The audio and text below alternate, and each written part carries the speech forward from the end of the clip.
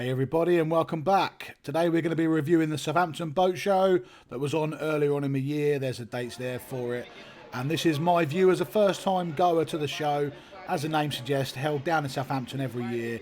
And it is a big who's who of boats, yachts and anything maritime. And I was keen to get along and check it out, having never been. So as you'd expect, weather dependent this show. If it's bad weather, I'd imagine the turnout's quite poor, as it was for some of this show itself. But this particular day, nice and hot, and the turnout there was a good few thousand people there, I'd say, easily.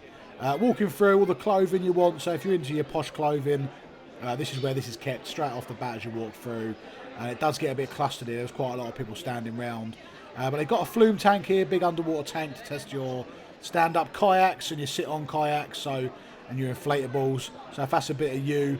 And I must say, it was well laid out the whole way through, really. Considering that it was my first time here, it wasn't hard to find stuff. Obviously, going straight out of the bat here, you've got a nice showpiece boat. And then you're onto a cobbled floor. It's a little bit up and down, but I found it quite easy to walk on. And there was a few people cutting about in wheelchairs who didn't seem to have much of a problem. Just further along on the cobbled road then, you've got all your Sibs and your Polycraft type boats, your Toughies. Obviously Brandon's probably a bit out there, but those sort of style of boats, it's all space saving here. They make the most of what they've got, so it's laid out according to who's got what on show. But along this little strip as well, I suppose you could call it the strip, there's lots of little independent stands selling knick-knacky bits. Basically, anything you want to do with maritime stuff, there's someone here. There's you got the floor in there, your soft mats, again your kayaks. There was also a lot of stuff here which I wasn't expecting really.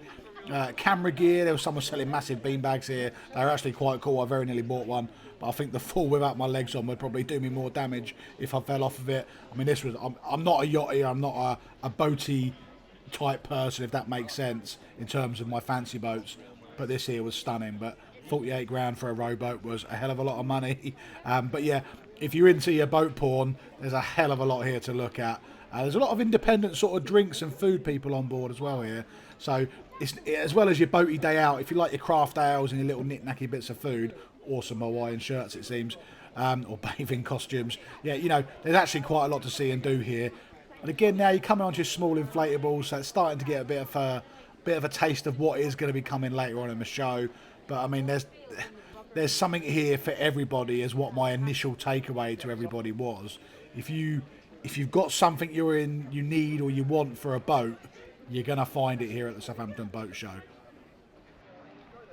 Now, I had to cross a big railway bridge here, loads of steps to get here, and there probably is a disabled access if you ask for it, but I'm lucky enough to be able to still negotiate that. But you cross over a railway bridge into the outdoor area, and it's a whole other world starting to appear now with bigger boats, ribs, and stuff just goes up in money price-wise. Brabus here, I didn't realise they make cars apparently, and when someone buys a big expensive car, they go and pair it with a £1 million boat, which is what you're looking at here. It just doesn't do it justice, the design.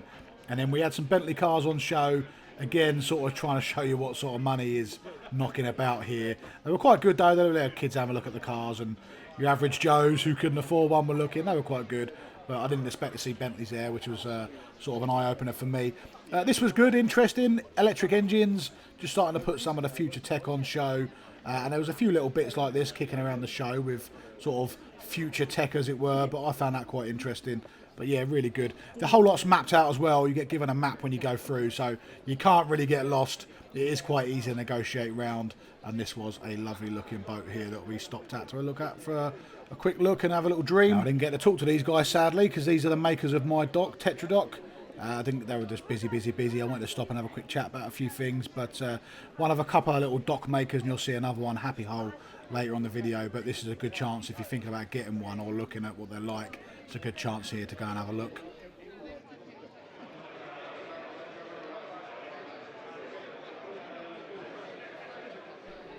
In the centre of the second half of the show, then you've got a massive, great carnival-style tent. I'm probably doing it injustice there. There's a hell of a lot of work gone into putting this up. But this is where all your electronics are held. So you've got your Navionics, your Lowrance, your Raymarine, your Simrad. This is where all this is kept.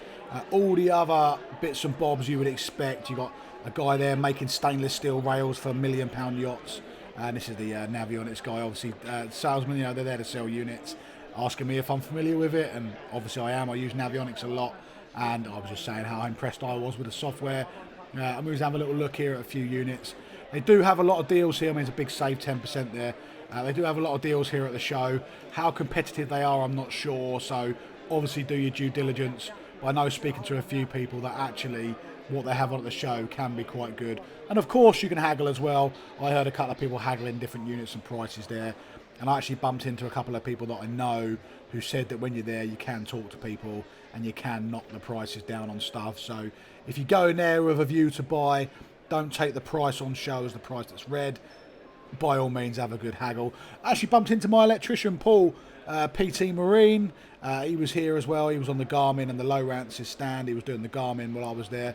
But yeah, all good, lovely, real good bunch of guys and girls here doing all the stands. So do say hello. Off to find the food court now, because I was getting hungry, so was Illy. And there is a big food court. There's a couple of little food court places dotted around. And this is what we found then. 2 chicken gyros. Now, to pre-warn you, the food is horrendously overpriced. Really, really nice, but massively overpriced. We paid 42 quid, I think it was, for our tickets. And these 2 wraps and a can of Coke each. And a little tiny piece of baklava was 38 quid. It was lovely, but the food there is really, really good. But bring a packed lunch. Back out fresh from our absolute mugging at the food court. Back out to have a look at these really hard ribs. I mean, they're not my sort of thing, but the engines definitely are. Absolutely stunning engines on the back of these. I mean, Suzuki's there. By all accounts, bomb-proof. I've never had a Suzuki, but they're highly rated. So this is sort of the Suzuki era now, I guess, because everything we saw had a Suzuki on the back of it. So here we go into here. You did off to the right-hand side. They were busy, so I didn't film them, but you had Squidward free doing a little fishing, test your skills on the fishing thing they have there. Same one they had at Boat Life. There's a bit more footage just from inside here. As you would expect at a boat show, the RNLI had a brilliant stand on here, just giving a few facts and stuff, and I got engaged in talking to them about life jackets and bits and bobs and some experiences.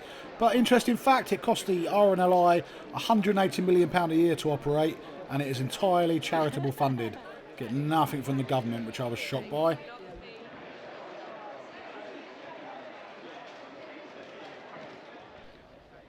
On to the Quicksilver stand now. Christian Simpson, he's here on the left in the body warmer.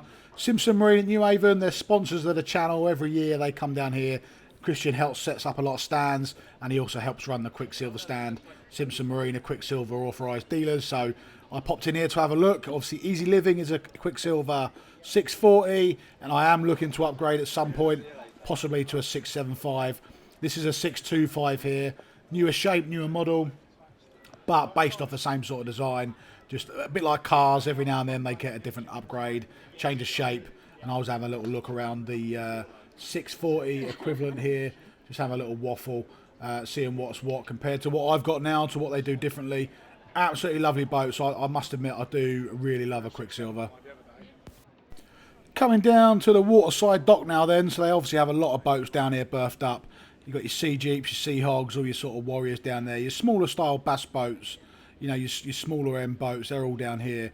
Although I think by the end of this this show, it was on the second day from last one here, they weren't too keen to talk to too many people. So you got the Suzuki boat down there, you got Will Parkinson's boat.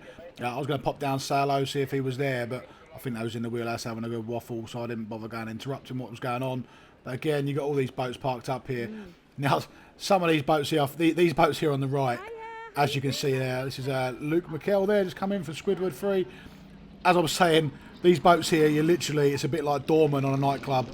You got to book in to see them. They pre-know you're coming, and they come on. It's champagne, it's all the caviar, the little tidbits. This is invite only, shoes off at the door style stuff.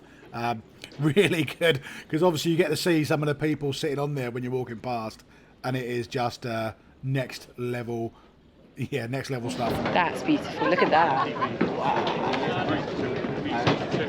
I know you would do, yeah. Be on the move. Jesus Christ, wouldn't want to put the handle down, would you?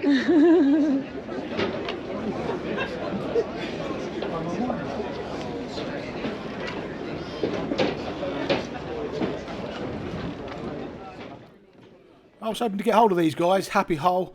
I'd seen these on Instagram. Basically, they do an inflatable dock, drive-on dock. So rather than my hard dock that I've got, these guys do an inflatable one, and I was hoping to get a chat with these guys, but they were doing a quote for someone, and I think they asked what price this one was. I think this is about a 7 metre boat, but they quoted $5,000, so I was a bit like, oh, and I heard that, you know, expect to pay good money for it, but I'm not that desperate. But they're on Instagram and Facebook, check them out, because the concept's quite nice, and I think it might be something I'll look at in a future date, just for ease of handling, to be honest with you. And this was quite a nice addition, big tall ship for Lissa, I think that's how you say it, or Falassa, but they were allowing people to go on, have a little walk around. It was a good interest piece for the kids. If they're getting bored, they can step on, have a little look around a pirate ship. And then we're getting into boats that are a bit more sort of my style, the Antares 8s, you know, really nice fishing boats these. And I think that might actually be what Squidward 3 have got on their boat. I could be wrong, don't quote me, but getting into sort of a bit more my sort of level now.